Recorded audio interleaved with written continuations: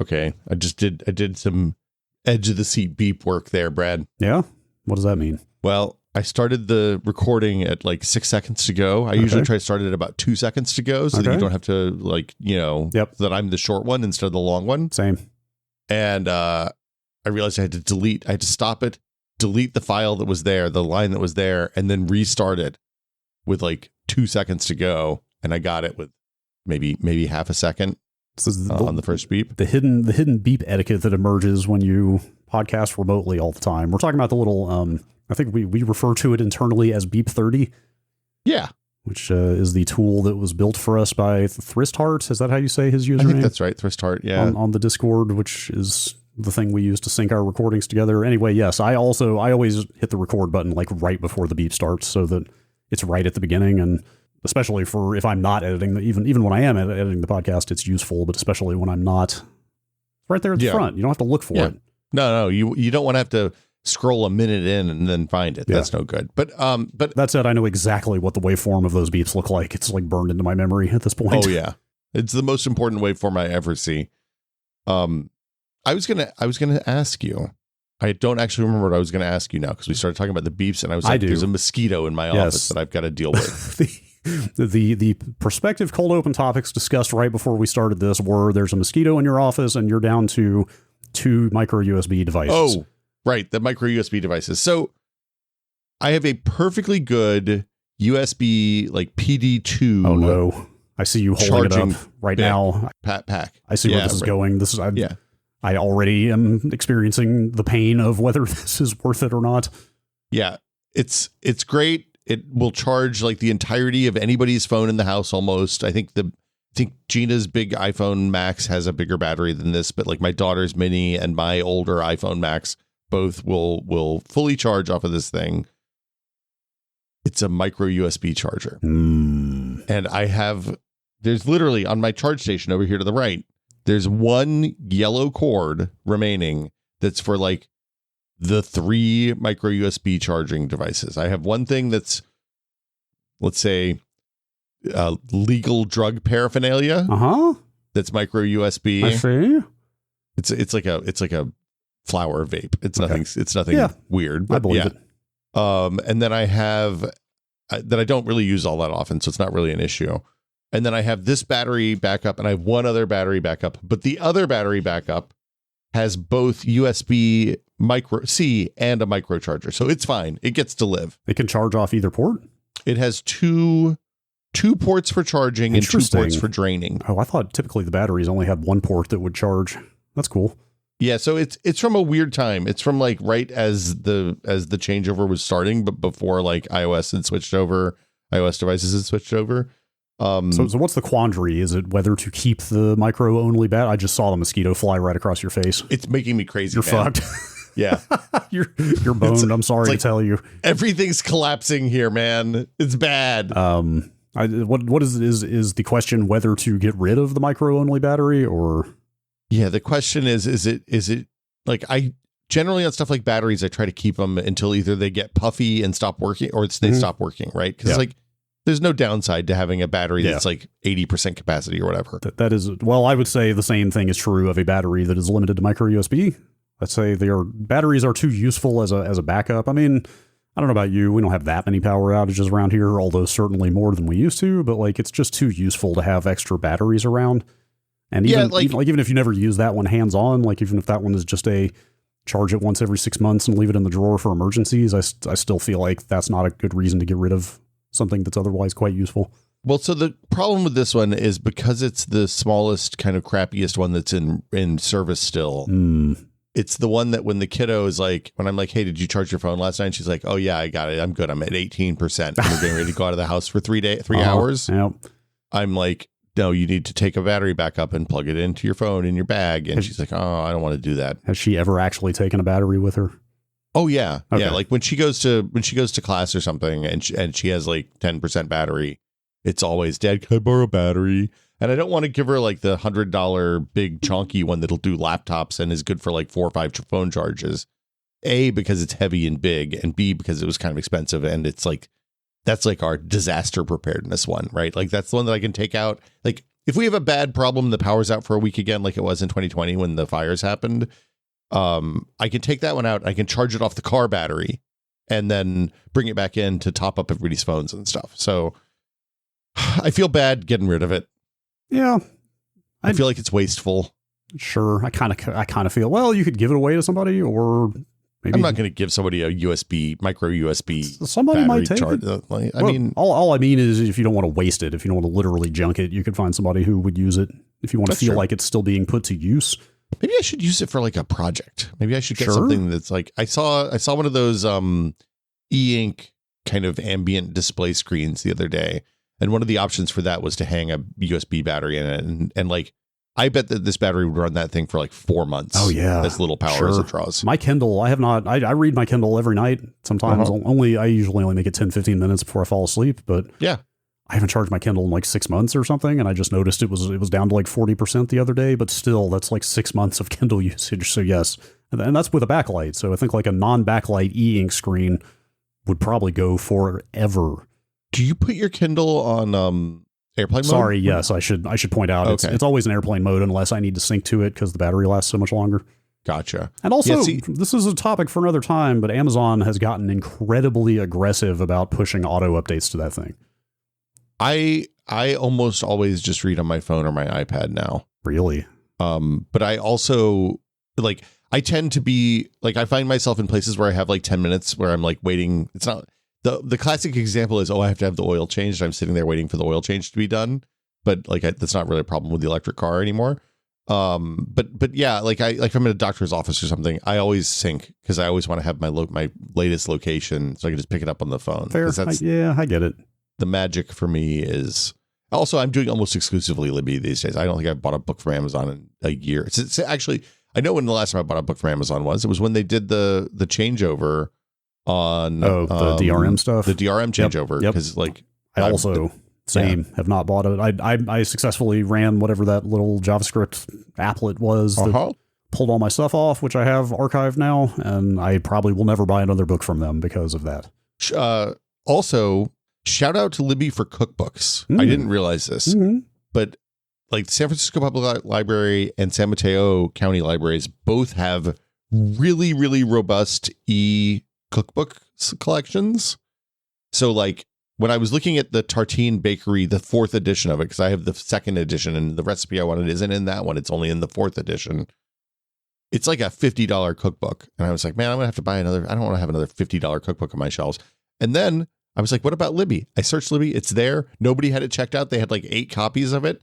And I got it. I copied and pasted the recipe out and I put it in my paprika. And then I just returned the book immediately. It was great. Wait, hang on. Is that a Libby interface to a local, like, physical library system, or is that just some like Libby cloud library that it does not actually exist? So you can do both, right? Like, there's virtual libraries that you can connect to with Libby. You can also connect to your local system. Like when I check out an ebook from the San Francisco Public Library, I add it to my Kindle with Libby. Okay. Have you never done this? I assumed as a library aficionado, you would have been on this train a long time ago. I've mostly been reading the same 3. Like I said, I use books largely to fall asleep at night. I wish I had time to read more, but I kind of have been reading the same 3 books off and on. They're like short story collections and one very long history book. I mean, like a 700-page history book for a very long time. So I just have not obtained any new books. You're still looking around at that mosquito. Fucking mosquito. Anyway, I have not really used the SF library since they started transitioning off of. They were used to be on like Overdrive. Oh, and Libby's dope. Yeah, I should try it. I should get back into that. It took like 5 minutes to connect my card to the system. Just to close the loop on this whole cold open, because we got to start the show. And this has been like 5 cold opens in one. The real reason I fell off of messing with the Kindle is the last time I tried to jailbreak it. Oh. And to go back to the auto updates thing, maybe we should do an update on a future episode about this. I washed out of the jailbreaking my Kindle process because it auto updated in the middle of it. Oh my God. To a version that could no longer be jailbroken. Oh, that stinks. And that kind of soured me on the whole experience so much that not using the Kindle as much for the last little bit. So you saying you tried to jailbreak your Kindle, but you ended up putting your Kindle in jail? Yeah, it's more like Kindle jailbroke me. I don't know. Let's podcast.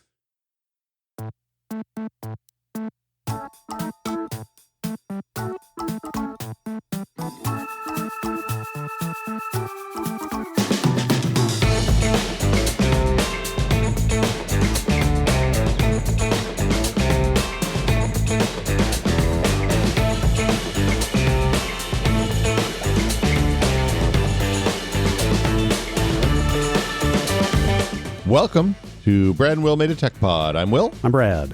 Hi, Brad. Hello. Hi.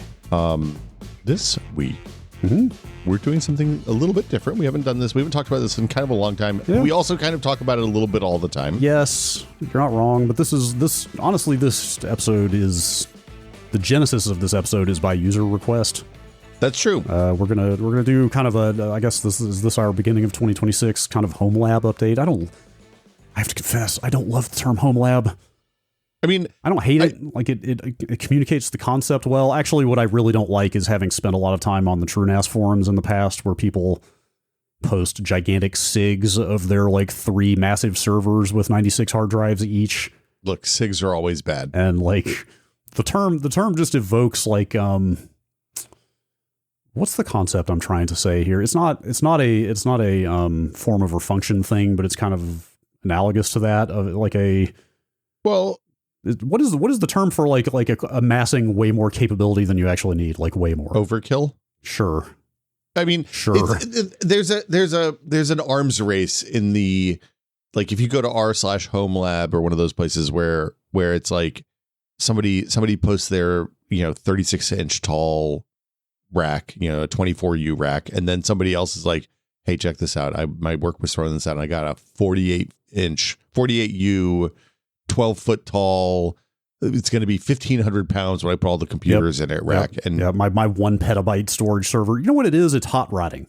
That's all it is. That's all it is. It is just tricking something out way beyond any practicality or necessity. But I mean, I think that there's another. So there's multiple aspects to the whole home lab thing, right? Because the other thing is people use them as learning places. And for example, back in the old days at Maximum PC, we never. Our business people, our ad sales people are always like, hey, could you do the thing that PC World does and have like a big info world type? Can you do some server testing and stuff like that? And we're like, no, we don't have we're not set up to do that. It's too expensive. Like we don't have the capacity to build the 300 machines we need to test a web server effectively, right? Or whatever it was.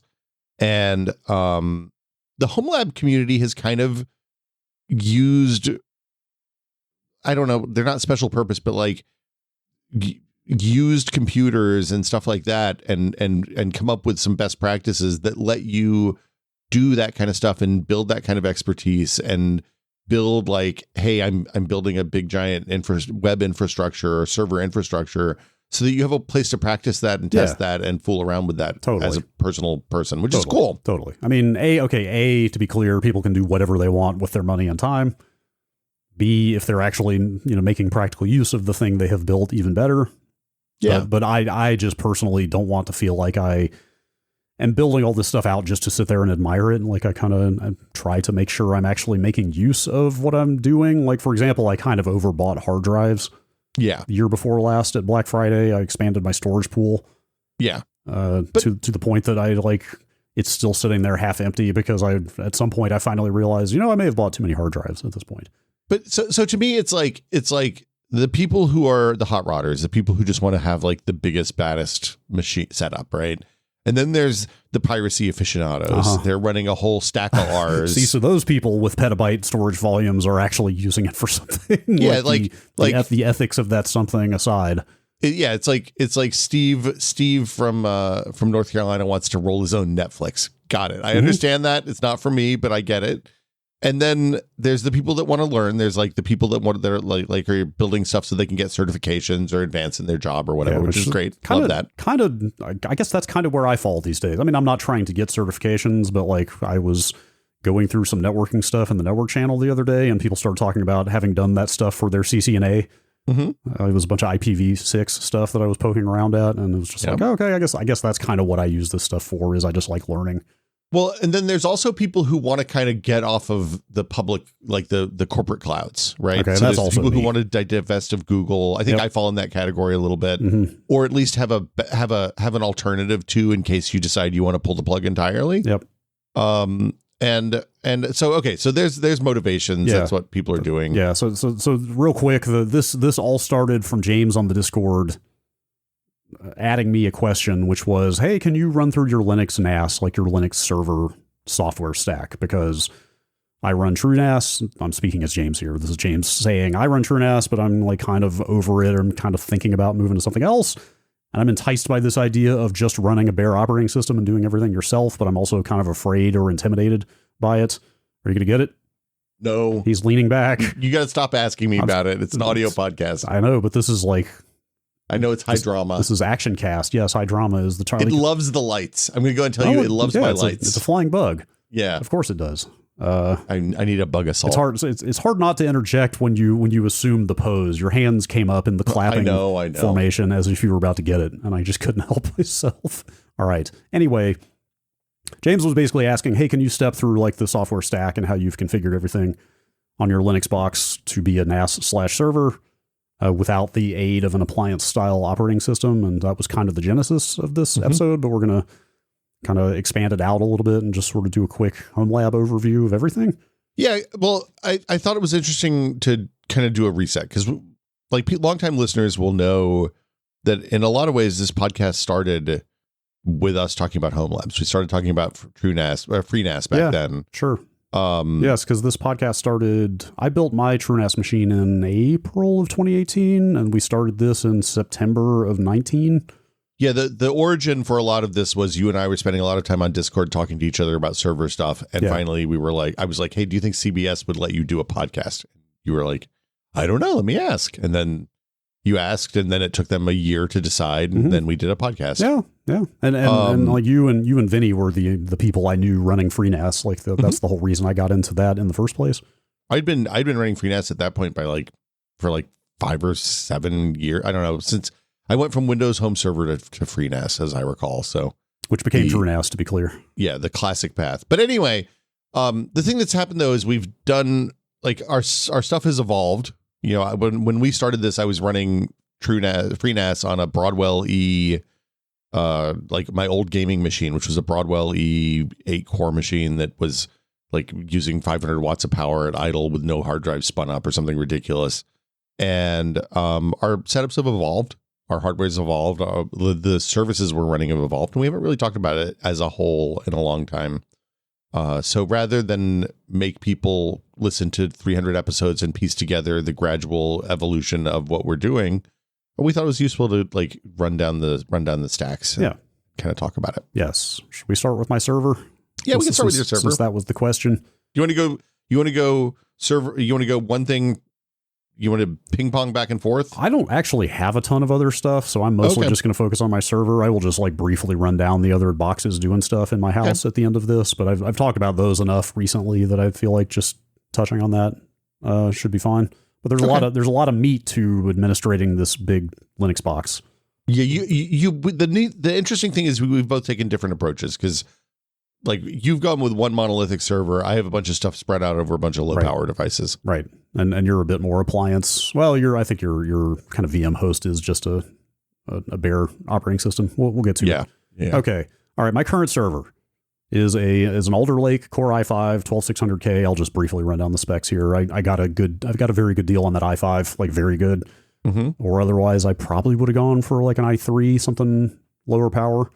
Well, but go ahead. I was just say, having gone with the really low power solution, it's nice to have extra compute. Yeah, I occasionally compile software on there and stuff like that, and it's got quick sync. Anyway, okay, so it's an i5 12600K. There's 64 gigabytes of ECC DDR5 in there. That's the ECC is error correcting RAM.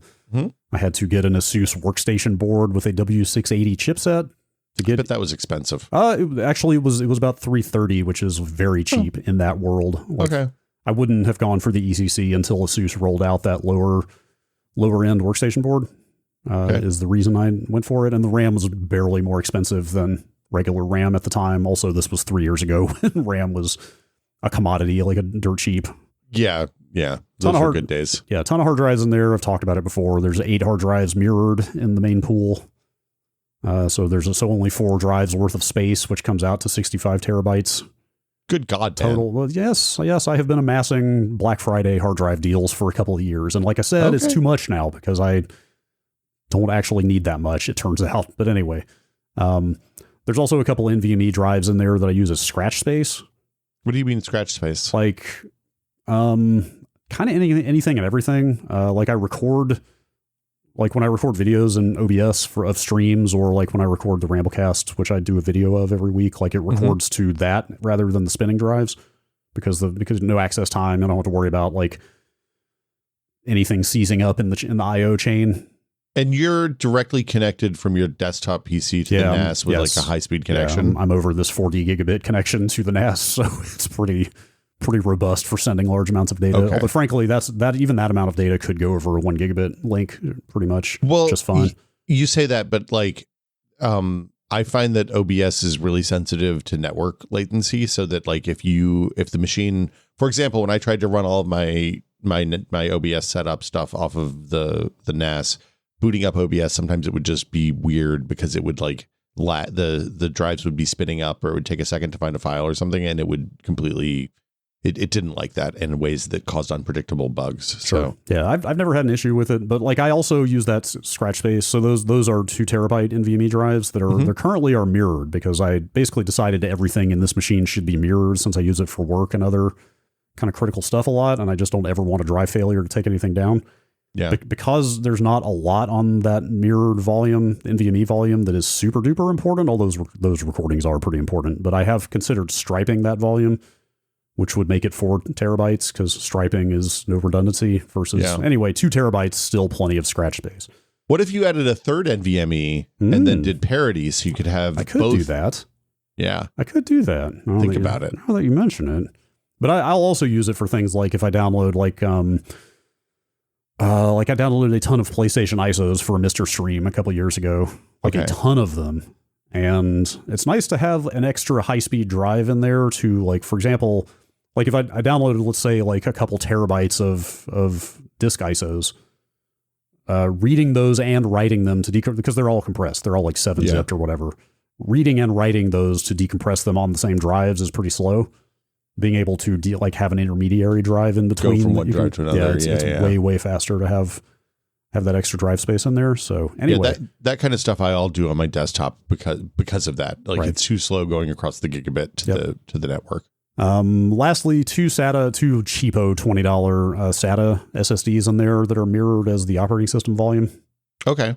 So that's your root, and then your hard drives. Are your hard drives is the big stack of hard drives in a ZFS partition? Yes. Yeah, it's all a big ZFS pool. Wow. Okay. Okay. So why did I stop using TrueNAS? Yeah. Hey, Brad, why did you stop using TrueNAS? Well, I'm glad you asked, because this is kind of what James was getting at. Like, the simplest way I can explain it is that I just kind of got tired of chafing up against the limitations that an appliance type operating system puts on you. And like those, to be clear, those limitations are there for a reason. In fact, they are the whole reason that an appliance style thing works in the first place. The strength of the appliance style OS, honestly. Like when you say appliance, you mean stuff like Proxmox or Unraid or TrueNAS or... It's like something that is like you install it and then you manage it probably through a web interface or an application rather than like a Linux console. Right. And crucially, it is a layer. Those things are just layers on top of the same technologies we're about to talk about, the same software stack. It's just that, like you said, they give you a nicer interface. They unify everything a little more. And crucially, like I said, they put up a bunch of guardrails that you're not supposed to go outside of, because they need a known state for the system in order for everything to continue working together, right? Well, and so you can do things like update and stuff like that. That's exactly it. So like, for example, like TrueNAS, you're not supposed to go tinkering around with the underlying operating system, because even in the best case, like a TrueNAS like system update will just wipe out all the changes you made. Yeah. In the worst case, you will break something irreparably and have to start over. Yeah, like this was I think one of the things I actually really liked about TrueNAS. Yeah, yes, it is 100% just a philosophical approach. Do you want to be a mechanic and like being on your back under your car, tinkering with the carburetor and changing the oil yourself, or do you want your car to just go? Is kind of, I guess, the best metaphor. So I dropped TrueNAS. This is while we're talking about it. I dropped TrueNAS for around the same time, but for completely different reasons. My hardware started getting janky, and my Broadwell machine started getting wobbly. And when I was looking at building a new machine for that, I was like, oh, let me look at the power requirements for a desktop PC and what I'm paying for electricity now. And I was like, oh, I don't want to do that anymore. What's the less power consuming option here? And I went out and bought a Synology NAS, honestly, because I was like, oh, this has a decent like 4-core Celeron or something in it. It has QuickSync. It has all the things that I thought should let it run most of the applications that I was running on that Broadwell machine, without a whole lot of maybe things like compiling updates and stuff would be a little bit slower, but the day-to-day operations would be about the same. Now, in practice, not true. The Celeron, the NAS that I bought was a little too underpowered for that. But the in terms of like power consumption for serving files, it's way less money every month. Sure. For the like to the tune of like $20. Yeah, like I would guess the Synology is not using that much more power than it takes to spin the hard drives. Obviously, there is overhead to run the electronics and the CPU and stuff in there, but like it contrast with my 12600K that's probably using. It's probably 100 watts at idle, would be my guess. Well, and I'm thinking even without the drives. Without the drives, probably, it's not insubstantial. There's a reason I talk about wishing I had solar a lot. So the Celeron, it's a J4125, which is a mobile Celeron in this one. Gemini Lake refresh, which I think that's after Alder, but I can't remember, is a 10 watt TDP. So it's wow. Yeah, so, versus mine. I don't know what it is at idle, but I mean, I think that 12600K is like 150 watt TDP. I mean, it's not running at that all the time, of course, but yeah. Okay, should we get into the software stack? This is the thing James was actually asking about. Okay, so I basically just got tired of not being able to like do whatever I wanted on a machine that I owned, you know. Mm-hmm. And again, if you just want a thing to work, the appliance stuff makes perfect sense. But I was constantly going like, man, I wish I could install this and use it, but it's not part of what they have integrated into this thing, or like, oh, I wish this scheduling thing worked better, et cetera, et cetera. Or like there's a new piece of software that I want to try. It's just, you couldn't do that on TrueNAS. You know what it really was their scheduling for like backups and scrubs, which scrubbing in ZFS terms is like checking the data integrity on the drives. Like their scheduling was not as robust as I wanted. Like For me, the big challenge with the BSD, because the thing about at the time I switched over, at least, I was running TrueNAS, the BSD version. Yeah. And which they are like killing. We don't need to get into this tangent, but they are basically killing off the FreeBSD product at this point. I mean, it makes sense. Yeah. Because the problem with it was stuff would mostly work except for when it didn't, right? Like you could probably cross compile a piece of Linux software for it, but it would be janky or weird, or you'd have to like jump through a bunch of hoops. Yeah, or you could run a Linux VM, which I did for a little while, but that's extra overhead. Then that's extra overhead, yeah. Which was not great either. Although, to be clear, the scheduling thing I was talking about is TrueNAS's like UI middleware. It's just the built-in one, yeah. I was just like, I wanted to be at like, I wanted to only scrub on the first Sunday of every second month or something like that, and they wouldn't let you do stuff like that. And then I started thinking like, that wouldn't be that hard to just script that yourself if I had the liberty to do that. I've just used the word liberty. This is getting too freedom. It's all about freedom, Brad. This is getting too ideological, I'm afraid. But anyway, okay. So I decided to go bare operating system. I actually was going to move to FreeBSD first because that's what I was used to, but it had basically zero support for the Alder Lake at the time, 3 years ago. Of course. And looking it up recently, they are only now starting to get like full heterogeneous core scheduling support integrated. Like FreeBSD is cool, but it just does not have the development support to even come close to catching up with Linux in terms of hardware. Yeah. So that's what drove me to Linux. It was like, all right, it's time. This is what the world runs. This is what all the software is made for. It's time. I mean, look, there's a real argument in this space for doing the thing that's like, if you want to learn a bunch of stuff, then you should do the thing you want to learn, right? Yeah. But if you want to have something that's a usable, functional computer, there's a real argument for doing the thing that everybody does. Yep. You're not wrong. Okay. Stick to defaults. Yes. What are you doing for file system? It's still ZFS. I'm running Debian stable. Debian 13 Trixie is the one that just came out last fall, so I'm on that now.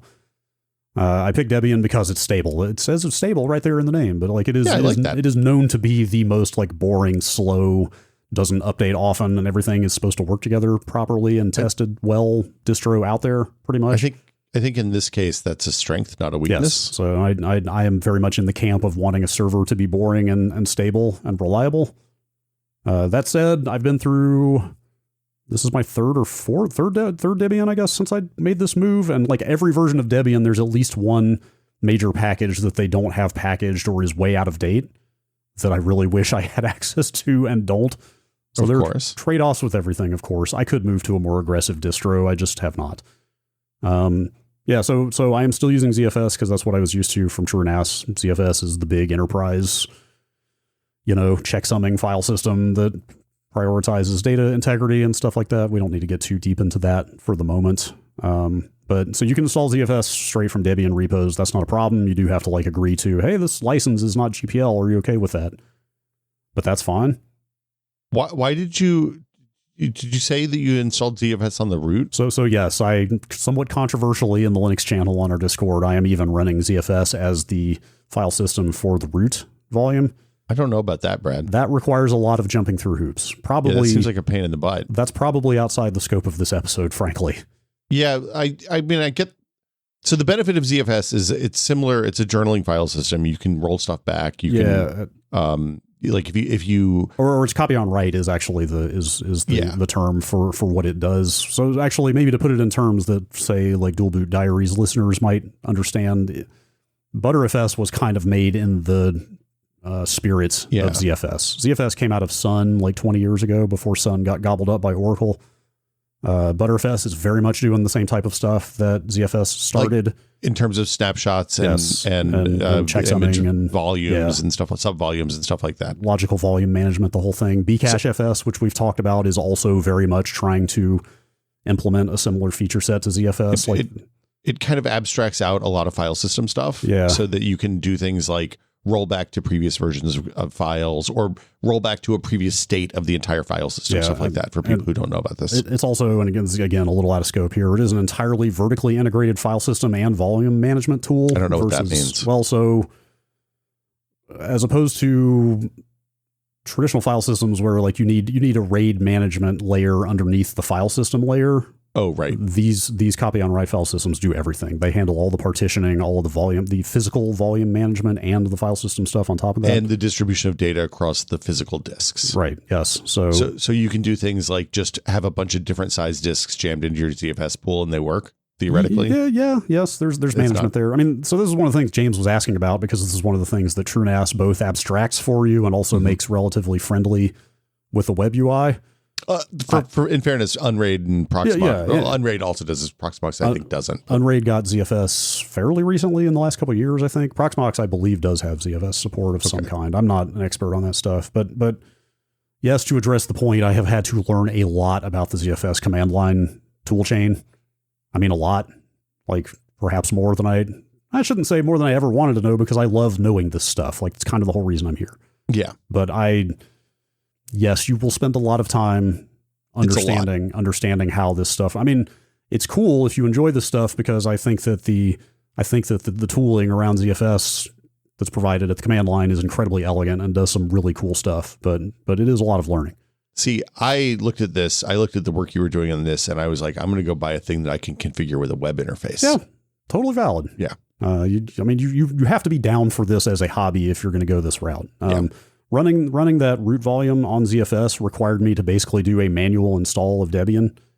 It's very similar to the Arch install if you've ever done that. It's all command line based. It's like the old school Debian install, right? You basically have to build up the kind of ZFS volumes manually from a live CD and then manually install everything. Having done a fair number of Linux installs in the last year, 6 months, let me go ahead and tell you, I don't like the partition manager in any of the graphical Linux installs because they don't give you granular enough control over anything, and you always have to resize shit so that Hibernate works or whatever. It's one of the reasons I kind of washed out of tinkering with desktop Linux. God, it's been almost a year now since I was fooling with that. But yes, like the Fedora installer, for example, made way too many opinionated choices about how to arrange the ButterFS volumes in a way that kind of defeated what I was trying to do, and I kind of got fed up. That's why you need to make Brad OS. I guess that's how you do this. I guess so, or I really should just run through Linux from scratch, but I'm pretty comfortable with all this kind of manual partitioning and stuff at this point. Okay, so I had to do the manual Debian install, which meant that I had to choose how to configure my network and choose, make the UEFI boot entries myself. You're kind of picking everything As I've said many times, there's like 6 ways, for example, to configure your network interface in Linux. So you kind of just need to pick one and go with it. Yeah. And that's a like no wrong choices situation. Pretty There's much. like you can't, yeah. This is a case where I would say, for example, the Debian handbook makes some recommendations about like, how are you using this? If you're on desktop, you should probably use Network Manager. If you're doing a server, systemd networkd might be better. That's what I'm using.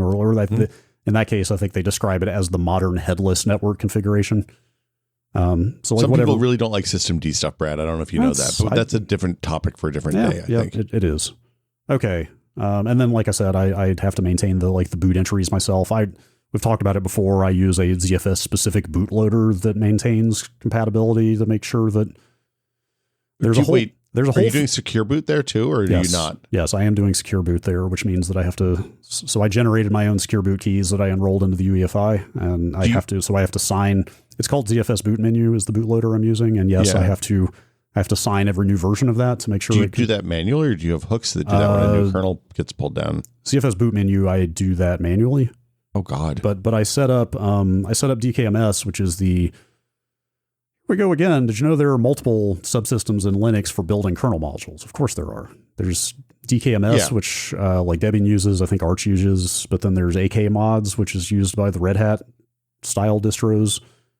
Anyway, those things can be, DKMS in particular can definitely be configured automatically with your keys. Yeah.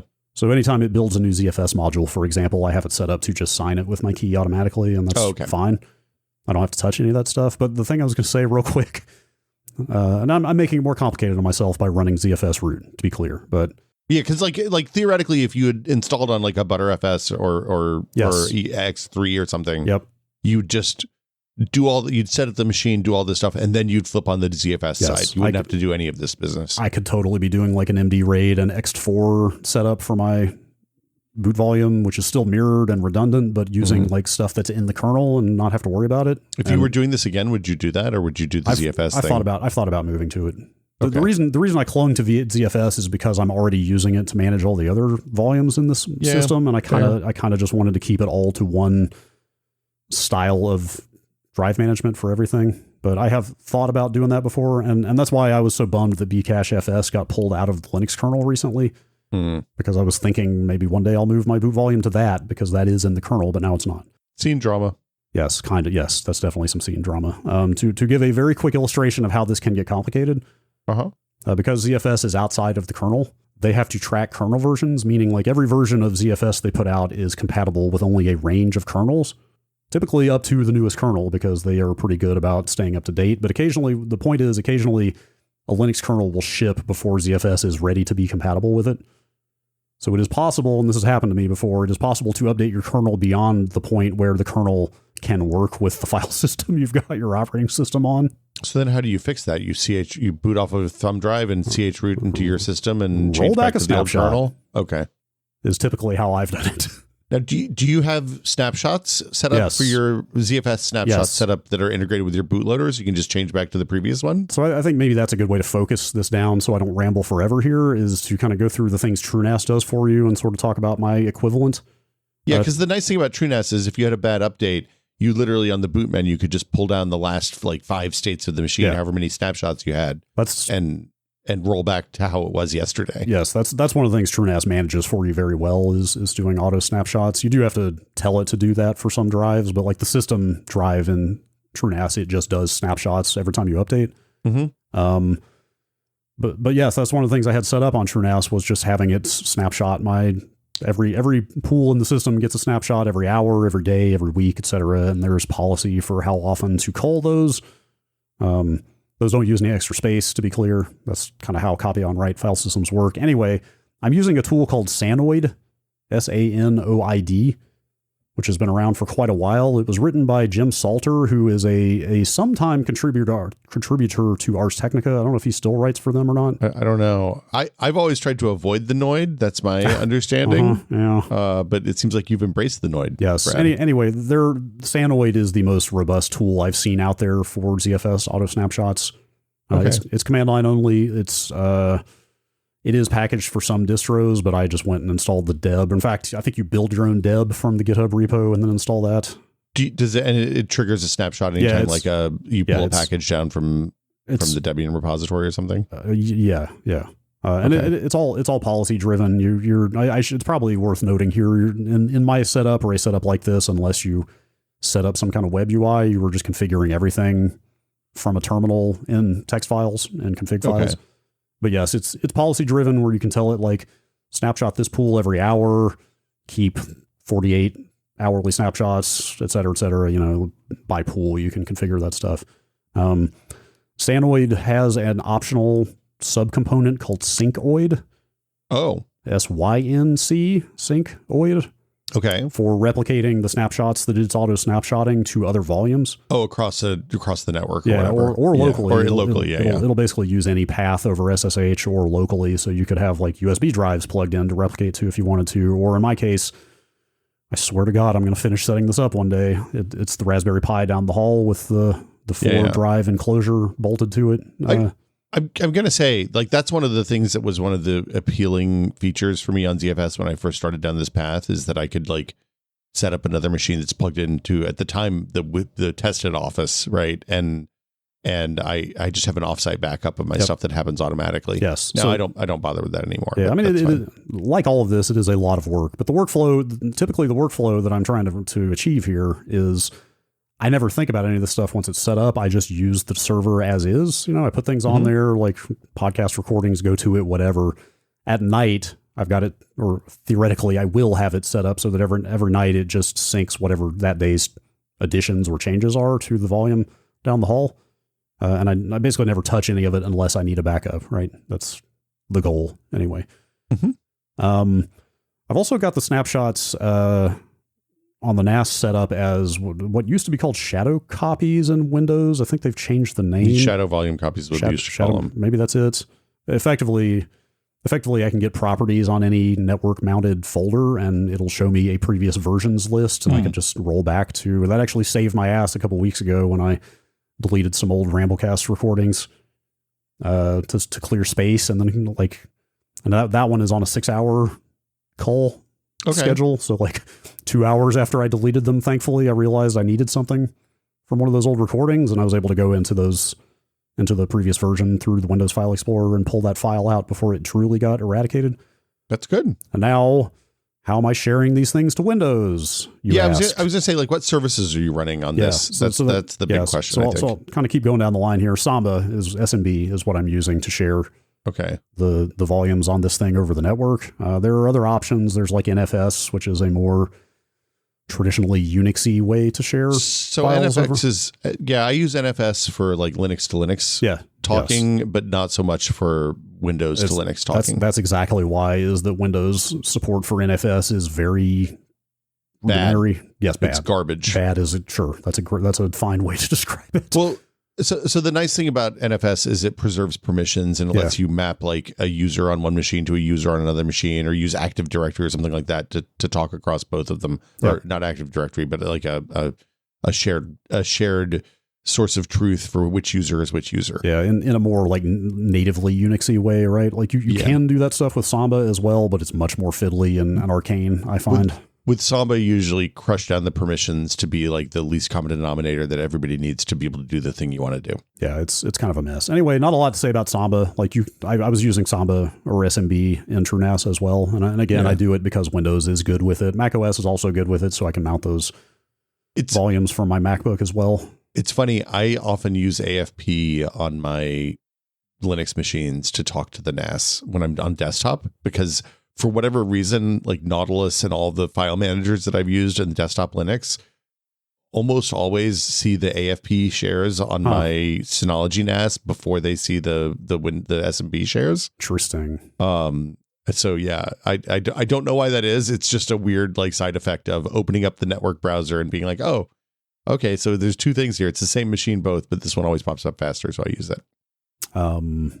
What was I going to say about? I've got all the advertisement turned off for that stuff, so I always just mount stuff by IP. Yeah, I have other people using my computer. I don't have that concern. So Samba, not a lot to say there. You configure it by managing smb.conf. It's relatively straightforward, although there's a ton of complexity to advanced Samba configurations we don't need to get into.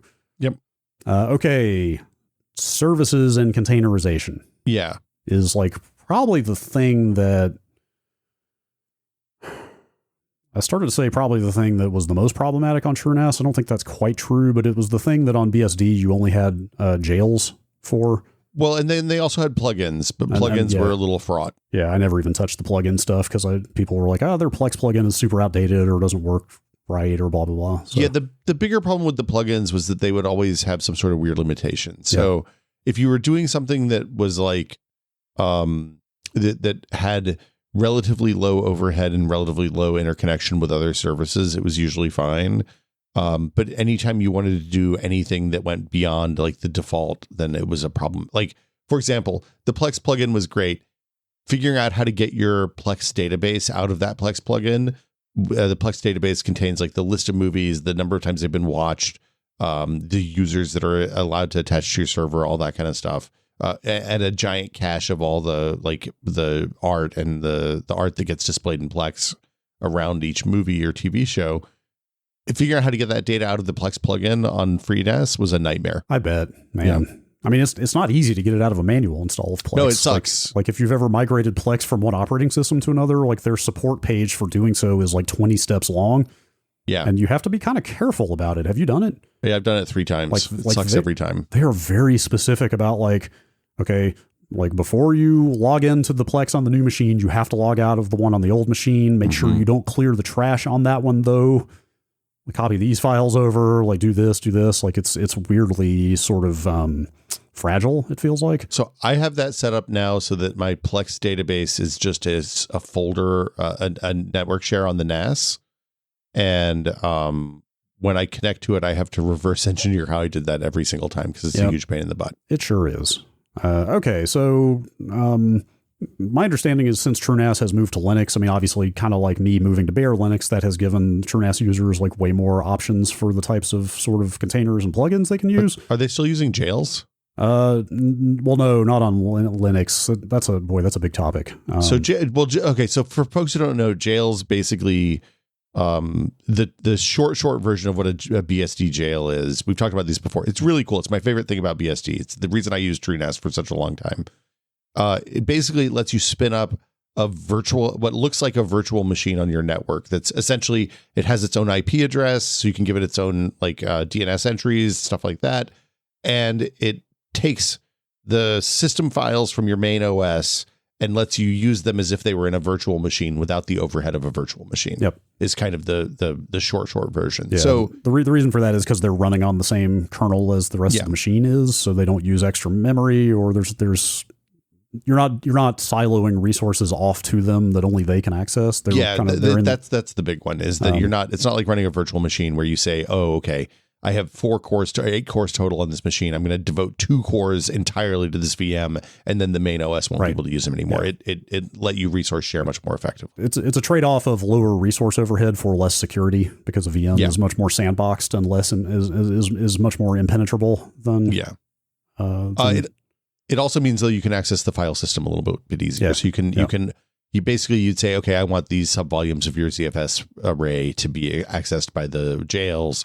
And for like a corporate user who's really worried about security, maybe not the best solution. For a home person who wants to make it easy for their Plex server to see their movies, piece of cake. Yeah. So maybe I'll go in order of how I came to these things chronologically, because that might make it a little easier to explain and build on what we just talked about. So in FreeBSD, I would say like jails are extremely secure because they are built in at the kernel level. Mm-hmm. Like they're what people would refer to as a first class feature of the operating system, meaning they've, fully integrated into the kernel, like fully security audited. Like I don't think a jail breach has ever been demonstrated before. They've been around for a really long time, and they're battle tested. Yeah, it's 20 something years or whatever. Linux does not have an equivalent at that level. Built into the kernel. Yes, like the Linux kernel itself does not expose a comprehensive containerization pattern or whatever you want to call it in the way that FreeBSD does. Now, there have been Linux containers for like 15 years that are built out of first class Linux kernel features. Like, and I'm getting into stuff I can kind of only somewhat understand, like namespacing and control groups, which are explicit. From a practical level, the solution that solves the same problem in a different way on Linux is Docker. right? Well, yeah, I mean, that's what I'm getting to. And that is largely what I have moved to. But I'm like I said, I'm going in order from when I got to the Linux NAS, I basically was trying to sort of replicate everything that TrueNAS did. Yeah, it's a bad idea. 1-to-1. Well, it was fine. It worked fine for a while. Oh, it always would have worked fine. It was the management. It was not like it was broken. It was just that the management was ultimately, much like on BSD, effectively you're managing a whole little OS for every service you're running. I would argue that onerous management is not working fine. Yes. I mean, that's kind of where I got to eventually, for sure. But the classic Linux container technology is LXC, or I guess Lexi maybe is how you're supposed to pronounce that, but it is 3 letters, LXC. Like that is the old school Linux container technology that was kind of derived as a BSD jail equivalent out of kernel features in Linux. I used that for a long time, like 2 years maybe after I moved to Linux. Like the tooling around that stuff is very bare bones. It was a huge pain in the ass to administrate. Running those containers in a secure way, like a rootless way, because I wanted to not run those containers as root. Yeah. Because if you're going to be running services that are exposed to the outside world, that's a vector for that. Then you're giving those services root access to your machine, which was bad. Like you don't, anything that's running pointing to the outside internet, in my book, you don't want running as any kind of privileged user, because if those things are compromised, they get a lot of access to your machine all of a sudden. Without getting into too much detail, the LXC management was extremely fiddly. The command line tools were super bare bones. You kind of had to figure everything out yourself. Running those containers rootless was a lot, although it did help me quite a bit for where I ended up, which is after a couple of years of that, I got tired of basically running like I was literally having to update a whole different Ubuntu. Yeah, that sucks. Install for every service I was running. Like I was going to say the thing I like about this is that using the LTS versions of, I'm using a LTS version of Ubuntu, not Debian, but it means I don't have to update it very often, right? The updates are relatively infrequent. They're generally less scary than like a rolling distro, like I'm running on my desktop. And for things that I use all the time and are important that they not break, it's really nice to log into that machine and be like, oh yeah, you don't have any packages to update. Yeah. If I had to do that for 5 Linux machines, I would kill myself. I think at some point I wrote a tiny little wrapper script. I mean, we're talking like 3 lines or something to just update all of them at once. Which ballsy. Not difficult. I should point out one cool thing though about that setup is on FreeBSD, the jails are just another jail of the same FreeBSD host that you're running on. Yeah. With the Linux stuff, because there's so many different distros, I could be running Debian stable as the host, but you can kind of pick any distro and any version of a distro that they offer an image for as your containers. So I was running much newer Ubuntu server images as my container distros on top of, and you can totally do that. It's fine. And you were able to do things like pass through access to QuickSync and stuff like that. Yeah. I mean, that took work for sure. I had to learn more about Linux. Dev/DRI. Yes, exactly. renderDEEZ128 was getting passed in. Wow. Dude, this could be a 2-hour. renderDEEZ what? We could sit here for 2 hours talking about this stuff. I had to get pretty well acquainted with the way Linux handles hardware devices as files to do that, because again, LXC is it's well supported, but it's not well tooled, I guess is how I would put it. The tools again are not friendly at all. You kind of have to figure everything out yourself. And so documentation good? It's not nothing, but it's not enough. Okay. As a specific example, the technique I ended up using for passing the QuickSync device into my Plex container, which I did all the work for before I found out that Plex requires a Plex pass to use hardware transcoding, although I was also running Jellyfin, so it was at least useful for that. Yeah. The solution that I ultimately used, which I was quite happy with for passing that QuickSync device into the container, is something I just dredged up from a random LXC forums post from 3 years before. To be clear, when you ask, is the documentation good? It's the bare bones stuff is good, but beyond that, if you want to do anything advanced, you're digging through forums. Oh, great. Okay. I don't like that for what it's worth. Yeah. It's a lot. So where'd you end up? Where I'm at now, I've mostly moved off of LXC. I'm not running the LXC tools as such anymore. At first, I can't remember what order I went in here, but I'll just Let's just talk about Docker. That's the thing everybody cares about here. I mean, that's the right answer for this problem. It seems like most of the time. Except I'm not running Docker. What? I'm using Podman to run Docker images. Well, that's still running Docker. Yes, it's still running Docker images. The images are compatible. They're two different tools that run the same things. Yeah. Is Podman a Portainer? Is that the lower overhead version of Portainer? Or is that a different thing? Not at all. Okay. It's totally separate. Podman is you could look at it as a different implementation of what Docker does. It's a different container backend. But you use like the same kind of Docker Compose files or whatever? No. Oh. You could. There is a Podman Compose tool that you can use effectively the same YAML files if you wanted. But I want to say even the developers of Podman Compose basically say like, hey, this is here if you're coming from Docker and want to use the same style of YAML configuration you're used to. But there are better ways to do that now. Podman came out of the Red Hat /systemd / that whole constellation of products and services. Okay. Let's say, like, it's the standard Linux thing of somebody comes up with a way of doing something and then somebody else says, I see X, Y, and Z problem with that. I think I can do it better. Although again, coming out of like the Red Hat world, it is very well robustly supported and developed. Like Podman is not a fly by night thing at all. Podman and Docker are two different ways of doing the same thing, which is downloading images, quote unquote, of applications you want to run that are fully self-contained, sandboxed bundles of like the core binary of the service, all the libraries that are required to run it, kind of a... Well, the idea is that it gives you the machine state that you need to run the service that you want. Now, ironically, it's doing effectively the same thing, and in fact, using the same kernel technologies by and large as the LXC containers I was doing.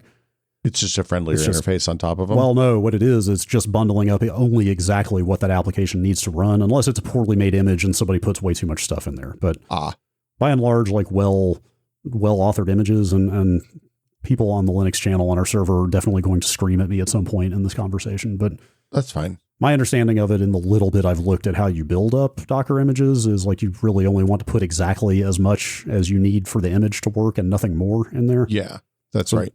So like Docker images are also based on specific Linux distros typically, but they're so stripped down that they're not full Linux distros. My understanding is you could run a full Linux distro inside a Docker container if you wanted. Yeah, people run like you can run like a desktop. You can run a full desktop inside a Docker container if you want. But in fact, I wouldn't do that. What is there is a DistroBox, I think, is the tool that I see recommended. There is a tool that can use either Docker or Podman as its backend that will let you run. Yes, it is DistroBox. Like you can try out other distros in a Docker /Podman container type format. So that's yet another way to do the thing I was doing before. So what are you running in all these Podmans? It's typical media. So I actually don't run that many. It's typical like media service stuff like Plex, Jellyfin, Ontone. Ontone is your MP3 server? Well, it's the AirPlay server. It's the thing that exposes through the network as an AirPlay what are the products they make that can do this? Like back in the day, it would be like your iTunes running on your Mac would show up as a library to play from, but these days it's more like what? Plex Music does that. From Apple though, does the HomePod do that? Is that what the HomePod is for? The HomePod, you just ask it to play something and it plays it. You don't have to think about it. Okay, well, at any rate, Ontone is a way to look like you have an Apple, like an iTunes library because I have a lot of AirPlay speakers in the house. So it's funny, like the AirPlay speakers that you're talking about are not not the AirPlay speakers from the old times. The thing you're talking about is that iTunes library sharing thing from 2008, where one day you turned on iTunes and all of a sudden you saw everybody else's iTunes in the office, and then you could steal MP3s from them. Well, could you actually get the files or just stream them? You know how to do it right, you could get the files. Of course you could. Yeah, okay, so but real quick, I mean, do we want to get into why I'm using Podman instead of Docker? No, it's fine. Okay. It's better? That's a big thorny question. Just say one way or the other. It's a yes or no, Brad. I like it better, but I've barely touched Docker. I have literally used Docker for about 30 minutes ever. So I just don't have a good frame of reference.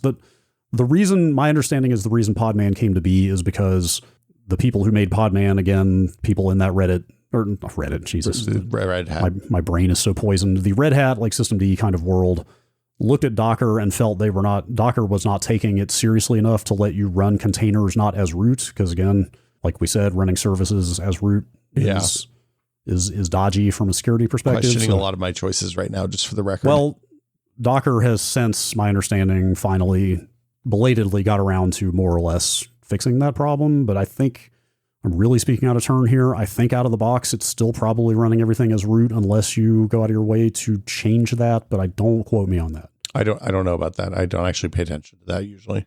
Anyway, very briefly, Podman is basically built from the ground up to let you run containers as unprivileged users, where Docker kind of, I think that had to be retrofitted on. Okay, that makes sense. Is basically the selling point. Podman also doesn't run a daemon, meaning like a monitoring process, supervising process in the background. Did you say daemon? Yes, I did. Don't you mean daemon? No, I don't. It says DAEMON right here. That's right. Look it up in the dictionary, man. Daemon. Not to appeal to authority here. Opposite of the Nightman. Not to just appeal straight to the dictionary authority, but if you look it up, it says archaic spelling of demon. I don't know how I feel about this, whatever. But I'm gonna let it go. I'm gonna let the chat handle this. Dude, the FreeBSD mascot is a devil. Yeah, there's a reason for that. I'm pretty sure. Daemon. Anyway, okay. whatever. Podman doesn't run a supervisory process that oversees everything else. Like Docker does. Security stuff. So I run all of my containers, all my Podman containers under a kind of a nobody unprivileged user. Okay. And then we don't really need to get down this road too much, but I'm actually using a setting where the actual container processes inside the containers don't even run as that user. They run as a subordinate 6-digit user ID, like ephemeral user ID. LXC does the same thing. This is actually like pretty standard Linux stuff, but so all of the like my Plex process and my own tone process are actually running as user 100999. How do they have access to do you have to give that user access to your files in the file system? Okay. ACLs. Do you remember when we interviewed Jeremy Allison, I believe, was the Samba maintainer, co-founder? Remember that? Remember him talking about ACLs? Mm-hmm. So I had always... He calls them ACLs? He called them ACLs in that explains podcast. a lot. He's been around a while. He's got more authority in this domain than I do. Yeah. I always said them ACLs, but ACLs are, and this might be something that comes up on the dual boot diaries at some point, access control lists. Uh-huh. They're ways to give files other subordinate permissions to the main ownership permissions. Oh, so, it's like the advanced permission stuff in Windows NT. Like Windows NTFS has a similar. In fact, NTFS has ACLs. Like it's totally it's cross. It's anyway. So I use ACLs to basically just give that 6-digit UID access to the directories it needs and nothing else. Oh, see, I just crunch everything down to user 1000 and share across because I'm sharing across the network. So I'm connecting across the network. So it gets really weird and complicated if you don't do that. Yeah, I mean, to very briefly defend my kind of security maximalist position, this machine's got like my whole kind of digital life on it from college on. B, theoretically, I am once again going to point it at the internet at some point. Mm-hmm. Like I ran a Minecraft server and a little web server on it for a while. Those things are not currently running, but I want to start using it for game servers and like a blog and stuff again at some point. Well, and I like, to be real, like I'm just enough of a minor public figure and have had just enough contact with anonymous trolls in the past that I'm pretty a little bit of paranoia. I feel like goes a long way here. That's why you have to VPN into my house to use my servers now. Like so like the point I'm making is the average person maybe does not need to be quite as stringent about containerization and siloing things off as I am. But, I think my solution for that problem is to just put everything on a different machine. Yeah. Right. Sure. That's not quite air gapping, but that's certainly a more physical separation than having all the storage in the same machine that all the services are running on. Yeah, because with the outward facing services running on, so I have the two machines. I have the NAS and then I have the little B-Link with the Alder Lake Celeron in it, and basically I do least valuable permissions for each of the services. So anything that lives outside my network doesn't get write permission to the NAS, and I just enforce that via the SMB shares or NFS shares, whatever I use. So even if one of those services gets compromised, it still only has access to whatever network shares are mounted from there and not the entire system? Yes. Exactly. Yes, indeed. Okay. So Podman instead of Docker for application service containers. I still do use LXC containers off and on, not as much. They should have called those Podman containers Podcons, just for the record. Yeah. I think that's or Podcans, maybe. I don't know. Podman. Yeah, it sounds like the kind of a crappy B tier Marvel superhero. Kind of. Yeah. So I, like I said, I still use the occasional LXC, like full distro OS container. What I'm now using for that is a tool called Incus, INCUS. Is that based on the Demon Incubus? No, it's a type of cloud. I believe the cumulonimbus Incus. Oh, okay. It's the anvil cloud, actually. Just looked this up the other day. Have you seen those clouds that form and look like an anvil? No. You should Google. Yeah, cumulonimbus Incus is the type of cloud. It's wild looking. I've certainly never seen one of these in person. But I've never seen one of these in person. I think I have read about them. It's like a type of cloud that like levels off on top and just looks like a literal anvil. It's kind of crazy. Phil Plate occasionally posts pictures of clouds because he lives in Colorado where they have good cloud. Yes. And So what Incus is actually a fork of LXD. Have you ever heard of that? Yeah, I think we talked about it a little while ago, and I said LXD's what? And then you made a face at me. We sure did. LXD came out of Canonical, the Ubuntu people. Yeah. It's basically a more advanced way of managing both LXC containers and VMs, virtual machines. Okay. Like actual virtual machines. It's just using QEMU to run virtual machines under the hood. I'm sure you're familiar with that. Oh, yeah. I know you guys have talked about it. I'm going to ask a question, though, just so I know, so the audience knows who doesn't know. Okay. Hey, Brad, what's QEMU? It's lower level virtual machine management technology in Linux that hooks into KVM, which is the kernel virtual machine hypervisor. Oh, okay. Yes. That's cool. I haven't actually used that. I use bottles and stuff. I don't use virtual machines. I swear I've heard Adam talk about Adam QEMU talked about different ways to manage virtual machines a couple of times, but yeah. And some of those front ends, I don't know if bottles is like this, but some of those front ends that you're talking about on Dual Boot Diaries will also be something that sits on top of something like QEMU. In fact, that's what Incus is. Like it's doing. Incus is just a slightly friendlier front end to both LXC and QEMU for VMs. Bottles is just an easier way to package up Wine MVP. Oh, okay. For running Wine apps. That's a totally separate thing. Anyway, Canonical still makes LXD, but there was other scene drama, and the original LXD developers quit the company and forked it, and it became Incus. Okay. So really, the only point of that is it's kind of nice to manage your system containers and VMs from the same common command line interface. Yeah, it makes sense. Like the syntax is all the same. It's quite easy to manage. That's not even remotely the only way to do that exact thing, though. Stop me if you've heard this one before. I mean, there's an infinite number of ways to do pretty much everything in Linux, man. Yeah, there's stuff like libvirt that I think is probably actually more popular than Incus that does the same thing and a lot of other stuff at the same time. Anyway. Now you're reaching the part of the list where it's like, there's just a series of letters that like, hey, here's the first four letters on the A row of the keyboard, and then 4 letters that look like a word but aren't. Do you know how hard it was to get Google Docs to let me just type ASDF into this bullet point and not have it autocorrect to something else? Look, the new Google Docs autocorrect blows. Yep. They added AI to it, and it's the worst thing ever. Notepad was autocorrecting my typing this morning.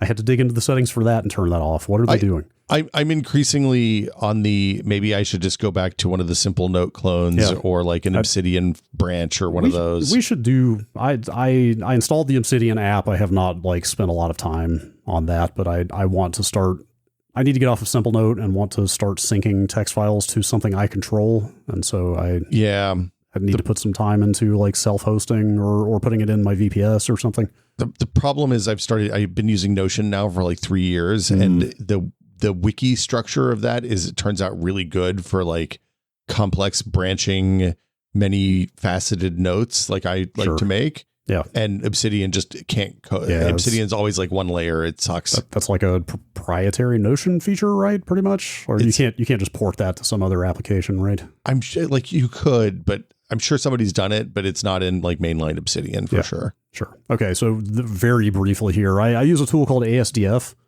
which is a multi-runtime manager. This is something that if you're running a server, if you're running like a big NAS like I'm doing, and it's just Linux, like this might be something that would come in handy for you. What it is a way of installing runtimes for kind of every programming language you can think of: Python, Rust, Ruby, Go, a bajillion others. There's another tool out there now. Well, why not just do that in the system packages? So that's something you will discover if you start tinkering with that stuff quickly in your Linux distro, is that you really do not want to mess around with the system Python, the system X, Y, or Z, the system Rust, the system. It might vary by language, but Python in particular is one where you will constantly. In fact, I think pip, when you try to install Python packages with pip, with the system installed version of Python, it'll straight up warn you like, hey, you should not be installing pip packet or like random packages into your system Python. You should use some kind of runtime manager, because the different versions of Python aren't compatible with each other. Is the main reason, right? I'm not well versed enough to know exactly what all the risks are there, but anyway, I use ASDF. There's another tool that I think is getting more popular now called Mise, M-I-S-E. Okay, as in mise en place. Oh no. Yes. Look, man, I get it. Look, naming stuff's hard. I'm not going to judge. Naming an open source project is probably pretty difficult. I would probably be tempted to just name it like Thing D at this point. I like whatever it is, D. Look, I have a lot of the respect for the person who's like, fuck it, I'm just going to call it ASDF because that's the first four letters my fingers hit on the keyboard. I think it is kind of amazing that nobody ever called a piece of software ASDF until now. Yeah, it's like, yeah, man, that's pretty good. Okay, yeah, it's pretty good. Anyway, that's something that might be something to look at. If you're going to run a bunch of little random services like I do in different languages, like it's nice to be able to just be like, hey, I just want to install a Ruby runtime and then use the gem package manager that comes with Ruby to install this little utility. Typically, when I want to do something like that, I typically just grab a Docker container and do it in that. Yeah.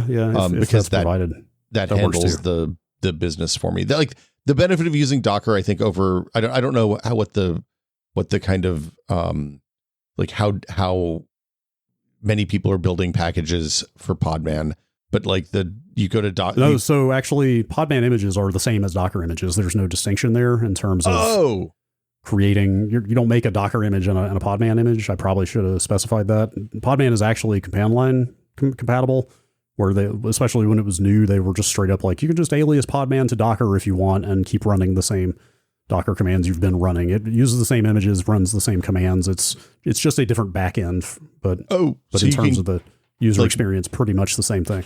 So if you go to like one of the sites that has like big lists of Docker images that people have built, you just grab wow, that's amazing. Half of the Podman, or half of the images I'm running with Podman are straight off of like docker.io. Oh, that's rad. They're all the exact same images. Actually, sorry, there was one other detail about Podman that you will appreciate that I really do need to mention, which I think is like the reason to use it now, besides the rootless stuff, which is that the more modern versions of Podman integrate very directly with systemd. Oh. So I don't actually touch the Podman command line interface at all anymore. So you just started from a systemd. So you make a systemd file that launches them? If you're familiar with what systemd unit files look like a .service file, .timer, .mount, there's a million types of systemd units, but you write a .container file with the same syntax that you would write like a service file with. And then that's wild. And then it auto generates a service off of that .container file. And you never runs the Docker image. So you never even touch the Podman thing at all, like the command line stuff, tools at all. You just start and stop those services like you would every other systemd service. Wow. So that's at some point in this year, I hope the Wildcat Lake CPUs will launch and computers will still be inexpensive enough that I can afford to buy one of them. And I'm going to move my little B-Link server over to one of those and rebuild everything from scratch. And that my initial thought was to just do everything on Nix, but maybe it's easier to do it on like Debian LTS and then do everything with Podman and systemd. That's neat. Or Docker's still totally viable, like, to be clear. Like, don't if you'd rather use Docker, it's certainly. I happen to like, what I really like is using one interface for everything. In fact, kind of a theme here, like I like using ZFS for every volume in the system. It's nice to use Incus for both LXC and VMs. And by the same token, I'm running other custom systemd services that are not Podman /Docker images. Some of those are just like like Locky is just a Go binary that I download from the repo and just run directly via a systemd service, right? So it's nice to just like manage all of your system services with the same kind of general paradigm. Is the other reason? How do you back this up, Brad? Snapshots? How do you back it up though? Snapshots. Well, it's like I said, I still have not gotten that backup solution. The second machine in the other room is okay. Everything that matters, like all the Podman config lives on a specific ZFS data set, for example, and that gets auto snapshotted. But yes, I do need to be replicating. You should at least save that to Dropbox or something. Yeah, it would be a bummer if that drive died. That's why it's mirrored, though. Yeah, you know, if a meteor would have to fall on that computer. Yeah, or like a bug that wiped out the ZFS would do it too. It's on the list, I promise. Cosmic rays. I promise the nightly down the hall replication thing is on the list. But anyway, okay, that's kind of the software stack. Like this is all living in the server, just to be clear. Yeah, that's all on this big machine. That's pretty much most all of the stuff that TrueNAS would be doing for me. There's one last thing I should mention, which I think this probably went without saying, but just to reiterate, like there's no web UI here. This is all SSH. This is all command line. Like it's kind of on you to interface with it and kind of get your head around it. Yeah, I mean, I'm going to go and tell you, I have been on both sides of this over the years, and spending a few months learning how to use desktop Linux has made me much less like the design of the command line interface, especially if you're using systemd stuff, is it's initially nonsensical, but once you understand the logic behind it, it makes a lot of sense, and it's pretty straightforward in a way that I wouldn't have imagined I would be saying 6 months ago. Yeah. So I wouldn't be afraid of that if you have time to learn. And then I would say like modern, I don't know what this philosophy is called, but modern command line stuff like Podman, systemd, like they all use this kind of like command verb structure now that I'm sure you've seen, you know, like it's all like systemctl is kind of the main like systemd thing for interacting with the system. It's like systemctl start, systemctl stop, status, or like Podman image pull. You know, it's all very like verbal now. This is the Neary commands are like that too. It's like if you want to find out about something, you use Neary message. If you want to change something, you use Neary start, or Neary stop, like stop or whatever. Kind of CLI like design philosophy has become much more like verbal and kind of human readable in recent years in a way that is a lot easier to get your head around. Yeah, there's a lot less like, hey, you got to do 2 dashes and then a capital M and then space and then equals and then it's much more human. It's definitely less arcane. The last thing I'll mention, I've got a PyKVM hooked up to that machine for actual remote admin if I really need it when I'm out of the house and need to get into the BIOS of that machine or something. I also have a serial console running out of that machine. I love a serial console. Yeah. Had to go right in there and look up the UART, I guess. Does it have a serial port on the motherboard, or do you have to use a USB dongle? It's got a header. It's got my motherboard has a COM port header that I run to a serial connection. Wild. Good old is DE9, right? It's not DB9. I think it's DB9. I think it's DE9. I don't remember. Actually, anyway, it's one of those that I run that out to the PyKVM. But it's and that gives you a raw terminal in your PyKVM. So PyKVM, for people who don't know, is a Raspberry Pi hooked up to a capture thing. Yeah, video capture. Video capture that lets you basically get 1080p video in a remote box on any machine. There are like a ton of cheaper options for this now. Like the PyKVM seems like they kind of exploded a market of cheap IP KVMs that are like, you can get them for like $100 or less now that do basically the same thing. Well, they also have things like jumpers that you can plug into the power switch on the motherboard, stuff like that. So yes, with the serial console, I have both video output out of the server and serial like text output. That's wild. Effectively the same thing. Can you do text input through the serial console, or is it only okay? Yeah. So I can SSH into the PyKVM, and then I run a screen session. That's another thing I made a little systemd service for, is that GNU Screen, which is like Tmux. It's another one of those terminal multiplexers. But the nice thing about Screen is it can open serial connections. It has built-in support for that. So I just have a little service that starts up at boot that connects to that serial output. And the cool thing there is that persists reboots. Like, I've got a text log of whatever the console of that server was spitting out for as long as that screen session has been running on the PyKVM, which in a lot of cases is like weeks or months, right? So, and I can go to that buffer and like save the whole thing out to file and have like a log of the last however many months of what the machine was doing. Like, you should just do a stream of that. Just put that out on Twitch. Yeah, sure. I don't use that very often, but like if that machine like crashes hard, yeah, it's nice to be able to go see what was going on in the serial output before it went down. It's incredible. Yeah. It's a nice level of redundancy, but that's pretty much everything. Okay. So my stuff is a little bit, it's a little more complicated in some ways and a little simpler in others. We've talked about some of it already, so I won't repeat. Sorry, I didn't mean to dominate most of the episode. No, you spend a lot more time with this. My theory on this is that I want to set something up and then not think about it until it breaks. See, this is where the philosophical divide happens. You put the work in to set it up, and then when you're done, you're like, all right, that's done. I'm going to go do something else. Yeah. I put the same work in to get it set up, and then when that's done, I'm like, now what else can I fuck with? Like I go looking for, I've got the proverbial hammer looking for a nail, where you're probably like living a healthier, more balanced life of other interests. I don't know about that, but I also have my weekends are not really mine these days, fair, parenthood. Fair. Yeah. So I'm running the NAS, the Synology. It is a DS1520 Plus, which is a Celeron J4125, which is, I don't know, it's around it's Gemini Lake, I think is what the code name is for that, but it's basically 4 cores. It has decent quick sync. It can do 4K transcodes. And it has 16 that might have 8 gigs of RAM. I can't remember. That's the bucket, right? That's the bucket. What holds the data. It has, I think, five drawers. I have 3 drives in it usually. Oh, really?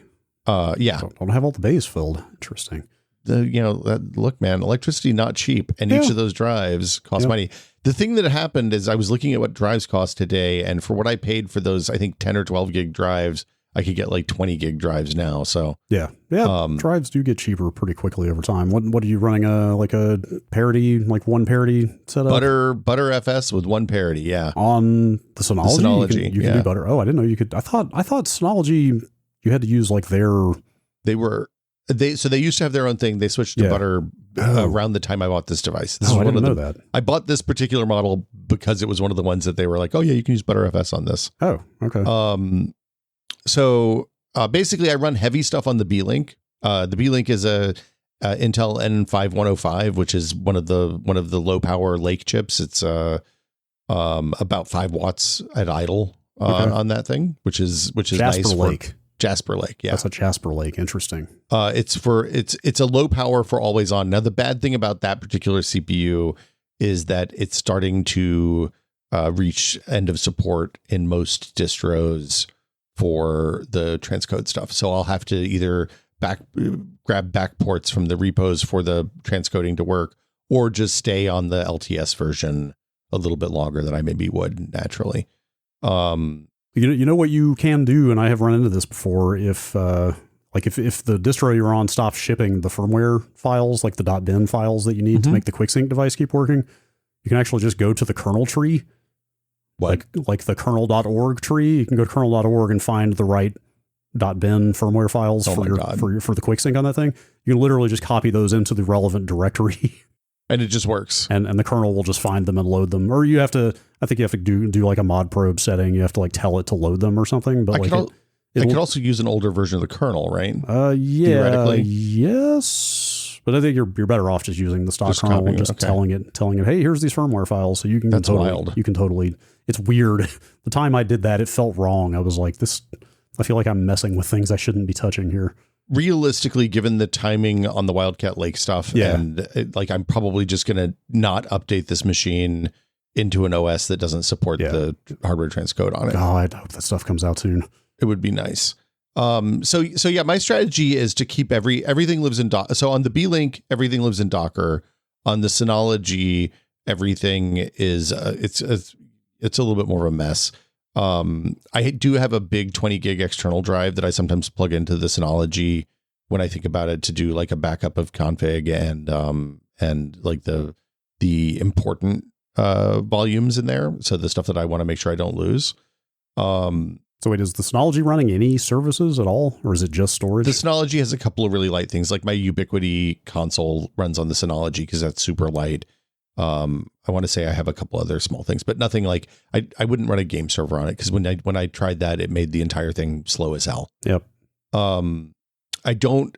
I have the option of putting a little SSD in there to serve as a cache, and I haven't bothered because, unlike you, it's more of a dumping ground for me than a place that I work off of. Just because, like I used to save, like I said, I used to save the images and the video assets and stuff that I use on my OBS profiles there, and I found that running that over gigabit that was shared with everybody else in the house made OBS really, really wobbly in a way that I didn't like. Yeah, I've found over time, actually, like there's some, I lack the vocabulary, like there's just some sort of like file system arcana at the very low level that just doesn't work well over a network share. Like, yeah, I finally gave up and stopped editing Audacity projects directly off of the NAS because it would just like seize up at weird random times. And when you dig into that stuff, you find, again, it's like such low level file system stuff that like I have no idea what I'm even reading about at that point. It's like, oh, this doesn't support this type of indexing and blah, blah, blah. And like, that's why this application doesn't like that. So like sometimes you have to throw in the towel and well, try not to work off of the server for literally everything. For me, it was this is making things unpredictable and weird and annoying me, and I don't like that. So I stopped doing it. Yeah. I run, so the Synology is like I said, basically just a bucket. There's a couple of really lightweight things to run there. I thought about actually putting a Pi-hole image on that, because that would be easy to do. It's pretty light. It doesn't really take a lot of RAM or anything. And that would give me a little bit more redundancy on that, which would be nice. I think that's worth doing. I think there's like ways to unify Pi-hole configs across multiple nodes now. Yeah, they're just text files, so it would be easy to move them across. And I don't really touch it very often anymore. I just have to update the gravity every once in a while. So I added the B-Link is where the magic happens for me. And that's like I said, it's the N5105. I have my strategy there is to keep everything in Docker and keep all of the data that's dynamic on the server, on the Synology, so that I only have to back up the Synology and like the Docker configurations for the 5 or 6 images that are on there. And that has worked. It has been unbelievably robust since I set it up, probably almost 4 years ago at this point. What are you using for the Docker configuration? Are you doing Docker Compose? Well, so, this is a journey of me learning how to use Docker. So in the beginning, I used Docker Compose, and then I switched to Docker command lines. And then I installed Portainer a few years ago and just imported the existing Docker containers that are running into there and added the new ones through Portainer. So, it's a mishmash. Okay. Not the best, but it works. That's fun. The hard part of this was getting Docker, like there's 2 layers of abstraction between the permissions on the Docker containers, so for example, when I'm adding my Plex files, my media files to the Plex library, I have to have getting the permissions right inside the Docker container and inside the host for the Docker and on the Synology is always wonky and kind of a pain in the ass. Yeah, I can see that. And it usually involves some real bullshit, like making sure the user IDs on all 3 machines are the same. Yep. And when you do that, it magically works. And I just kind of was like, okay, that's good. Not going to think about this anymore. That's going over NFS, you said? That's going over NFS, yeah. Okay. The other thing about that is that, for example, most of that access is read-only. So Plex only has read-only access to the media collection, except for the one network share that's where the Plex database is stored. And that does require write access for obvious reasons, both for the cache and the updating the database. And I had to, I think I did some real crimes to make that work, but I probably don't want to talk about that too much. I also run some game servers. So I have a Linux game server host app there that lets you spin up like Satisfactory and Counter-Strike and Quake and stuff like that. Okay. We've talked about that a little bit before. Yeah, I've used that before. It works well. It's fine. It's not as modern as like, there's like Pterodactyl, I think is one. And there's another one people like as well. I forget what it's called. I haven't tried Pterodactyl since it was relatively new. It was a little bit heavy for that machine when I tried it. Like it felt slow. It's got like a nice elaborate web UI and stuff, right? Like Linux GSM is pretty old school. It's basically just a bunch of like tmux sessions and scripts, like bash scripts, kind of bolting everything together. Like there's nothing fancy at all there. Yeah. On newer games, it behaves differently. Like setting up a Valheim server, setting up a Satisfactory server is a little weirder in there. And then I have a thing. I use a Minecraft server manager because the kiddo does a fair amount of Minecrafting. And let's see, I can't remember what it's called, and my session is timed out. So let me fix that. But it basically gives me overview on like how you log in. Like I can make a new server really easily. I can control who has access to it, all that stuff without having to even start Minecraft. So I can do it remotely or anywhere. Anywhere, which is quite nice. Is that for Java or Bedrock? It's for Java. We don't fool with Bedrock. Bedrock is for little kids. Wait, Brad. Really? Yeah, because Java you can do mods, but Bedrock you can't really do mods on. Bedrock's the one with the ray tracing, though. But Bedrock's the one that runs on the Switch. Yeah, I know. For babies. Yeah. It's called Crafty Container. And it lets you can also run Bedrock, I think, servers inside that as well now. Man, so you've really run a Satisfactory server on that B-Link? I'm going to tell you, it was great for one player. Okay, I've heard that the memory scaling requirements with the size of your Satisfactory world are ferocious on that thing. I think that the moment I added a second player to it, it would probably have gone straight to hell. Yeah.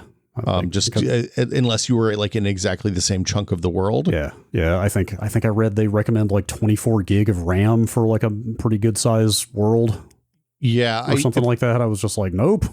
If I recall, when I set that up, I set it up on my desktop machine and then I migrated the configuration over to the little server. Yeah.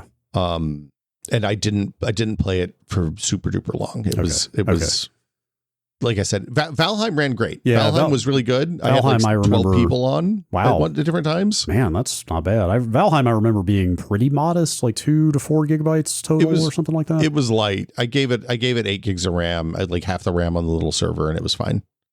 I bet that if you had hit Plex at the same time, you would have noticed though. Sure. And so the way those Minecraft servers are set up is that when I want to move them to the latest version, when the kiddo is ready to switch to a new, because they update Minecraft a couple of times, pretty much once a month, it seems like. All I have to do is restart the Portainer and it just downloads the latest binary. And then if I want to use one of the older ones, I can go in and manually change it. But otherwise, it's pretty good. And then I also have Jellyfin and some other stuff running there that I don't actually run Jellyfin all the time because it was too heavy for this machine. I think the experience I had running the server on my desktop PC with 16 cores and 64 gigs of RAM, and the experience I had running the Jellyfin server on the 16 gigabyte 4-core machine were wildly different and pretty bad. So, how long has it been since you ran Jellyfin? Midway through last year, probably. Oh gosh, I'm trying to remember when it was. They put out an update. I think it was later last year. They basically did one of those classic open source moves of, hey, this project is pretty old and has a huge amount of tech debt. Oh, and we have not had enough contributors to deal with it until now. Like we're finally biting the bullet and like re-architecting a ton of the under the hood stuff that's been holding this project back. So they had their huge release and it was like serious. Did we talk about it on here? No. Like the upgrade, like the upgrade notes were crazy. They were like, make sure you back up your database before this, because if the upgrade fails, it will hose your library. That's bad. Depending on the complexity of your library, this could take several hours. So you might want to start the upgrade before you go to bed overnight type stuff. Mine took like 30 seconds because, again, you got a real computer. Well, and I just don't have a gigantic library. This was for people who had a lot of stuff in there. But I have 10 or 15 terabytes of DVDs and Blu-rays. That's a good. Yes, I've seen your Plex. You've got a lot of stuff that might be. But the point is, I can't say for sure that those upgrades they are making help with the system requirements necessarily, but they might. I mean, the problem I had honestly was that the initial media scan was going to take like 4 days. And pulling all the pretty hefty. Yeah, pulling all the metadata and stuff down was bad and slow. It was kind of a full database redesign, I believe, is what they did effectively. Like they modernized the database they claim. So maybe not right away, but a couple more versions from now, it might be worth taking another look at. I'll take a look. I like it. I mean, I paid for a lifetime Plex Pass a decade ago, so yeah, I feel okay. If I had a Plex Pass, I probably would not use Jellyfin as much, but. And then I have a Perforce server running because you can run a 5-seat Perforce server without paying them anything. And I use it to keep like small projects I'm working on there. And it hooks into the NAS, so it has redundant data storage. And like I said, it's like everything else. It's running in a Docker container, and then the data is actually stored on the machine, on the NAS. So then, in addition to that, I have like the Home Assistant Yellow, which we did an episode about last year. I'm not going to get super into that, but that lives in a closet in the center of my house, powered over Ethernet, which remains in 2026 magical to me. That controls all the home automation stuff, all the lights and all that. And if you're looking for the thing that I spent time futzing with, it's probably that, because I can sit on my laptop in the living room and do it really easily. Sure. I also have the Pi-hole. I'm down to the one because of the stuff we talked about a couple of weeks ago on one of the episodes, the catch-up episode, I think. And then I have some upcoming stuff that I want to get into. I don't know that I'm going to really fool with adding anything new to that existing B-Link machine right now, just because it's on borrowed time. When the Wildcat Lake machines come out. But I do want to have Snapper running on that, just so I have kind of upgrade insurance. It's always a little hinky. Like the LTS, the scary thing about the LTS distros is that they update so infrequently that each one feels like it's rife with peril.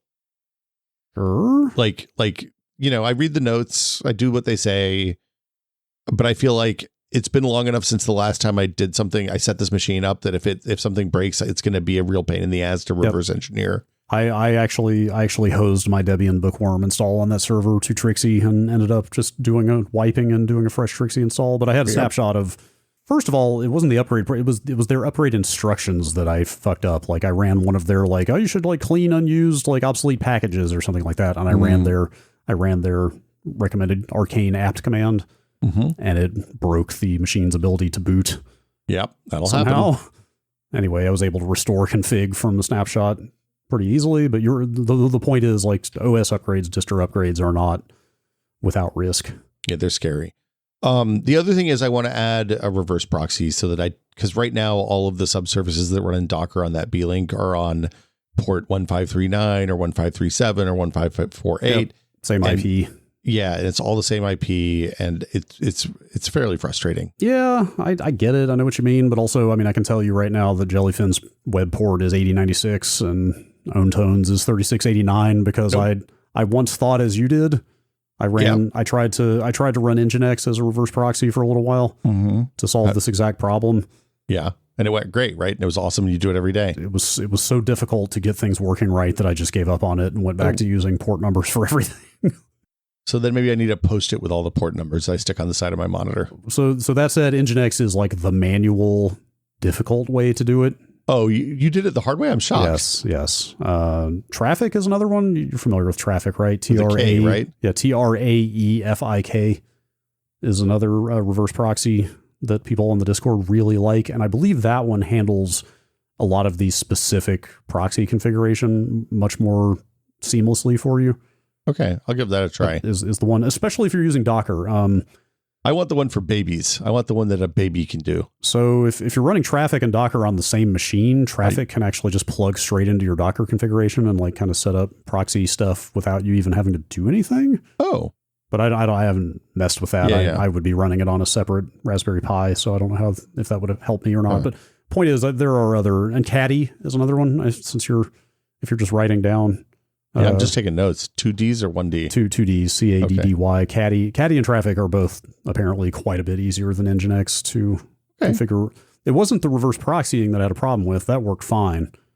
The problem is that most modern web pages and web interfaces for these services are way more complex than just proxying a single URL to another computer. Well, that makes sense, yeah. There's all this WebSocket business going on that I barely understand.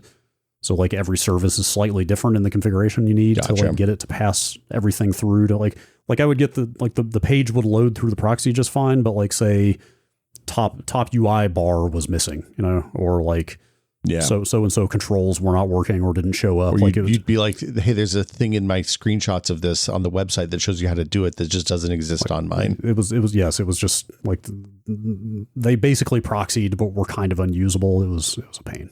Well, and that's pretty much it for me, though. Yeah, that's what I got. I am excited about replacing that little B-Link so I can run some heftier stuff. I kind of wish, I wish that there was a 6 or 8 core low power equivalent. Like I keep looking at those minis forum boards that are mobile processors from laptops. So they do the thing where they solder mobile processors onto PC motherboards, like ITX motherboards or whatever. Nobody ever did that with Lunar Lake, did they?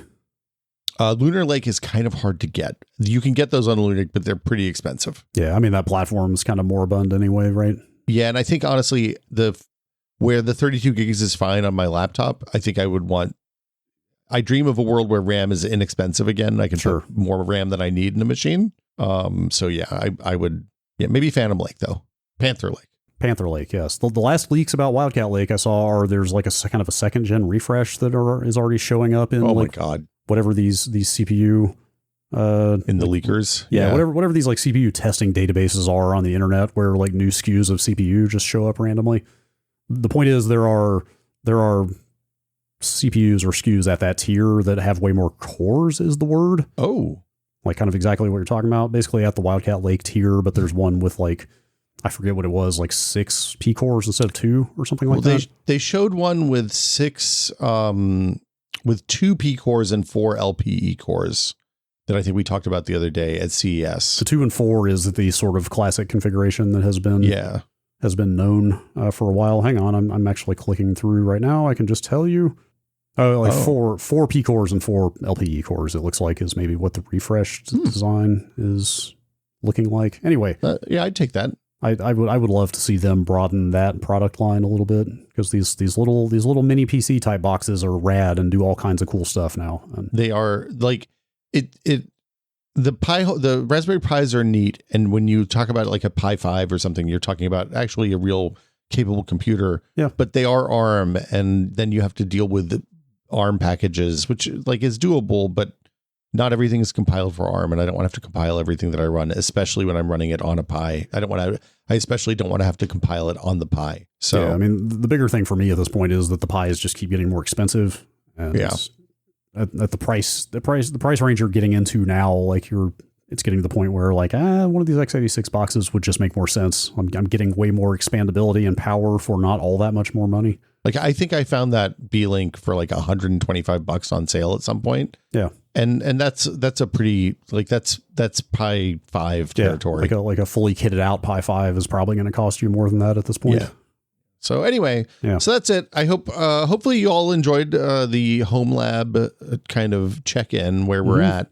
I'd love to know what you all are running and what you think we're doing right. If there's stuff you think we shouldn't be doing or stuff you think that we would benefit from knowing about, please post it in the Discord. And if you aren't, or send an email to techpod@content.town.